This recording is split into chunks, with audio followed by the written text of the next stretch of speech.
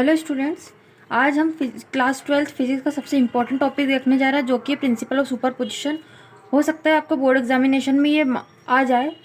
इसमें हम लोग देखते हैं the net force on a charge due to system of charges is equal to the algebraic sum of individual forces.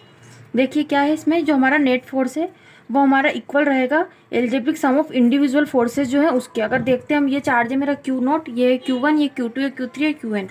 इसके बीच का डिस्टेंस मैंने इससे पहले जो कूलम्स लॉ करवाया था उसमें आपको बताया था, दो चार्जेस के बीच का डिफरेंस हमने लिया था R1, वहाँ हमने R लिया था, यहाँ पर हमने लिया R1, R2, R3, Rn।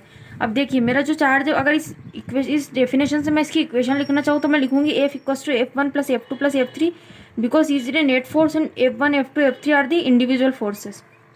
So the F, अब बाय कूलम्स लॉ हम लोग देख सकते हैं F इक्वल्स टू हमारा था K Q1 Q2 अपन R square dot R cap इन वेक्टर फॉर्म। और इसको मैंने ये ऐसा भी बताया था आपको 1/4πε0 Q1 Q2 अपन R स्क्वायर। तो अगर मैं F1 यहाँ से लिखना चाहूँ तो F1 हो जाएगा मेरा K Q1। अगर इसके लिए लिखना चाहती हूँ तो K Q1 Q0 अपॉन में R2 का स्क्वायर R कैप, R1 का स्क्वायर R कैप। ऐसे ही F2 लिखूंगी तो K Q2 Q0 R2 का स्क्वायर डॉट R स्क्वायर का कैप।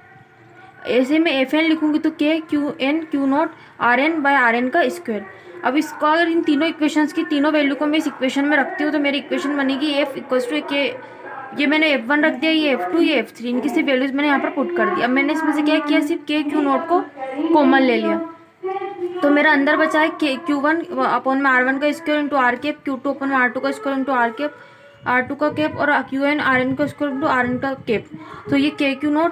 अब इसको मैं लिख सकती हूँ, इसकी देखिए वैल्यू हमको इंक्रीजिंग में दिख रही है, यहाँ पर 1 है, यहाँ पर 2 है, यहाँ पर 3, ऐसे 3 होते होते यहाँ तक n तक पहुँच जाएगी। तो हम लोग इसको समेशन के फॉर्म में लिखेंगे, summation I is to 1 to n Q I R, I का स्क्वायर I R का कैप। यहाँ पर अगर मैं वैल्यू रखूंगी तो I की 1 वैल्यू 1, I की वैल्यू 1, I की वैल्यू 1, फिर I की वैल्यू 2, I की वैल्यू 2, यहाँ पर भी I की वैल्यू 2, ऐसे करके हमारी इक्वेशन बन जाएगी। तो हमको उस इक्वेशन को सॉल्व करने के लिए हमने यहाँ पर यूज़ किया है समेशन का।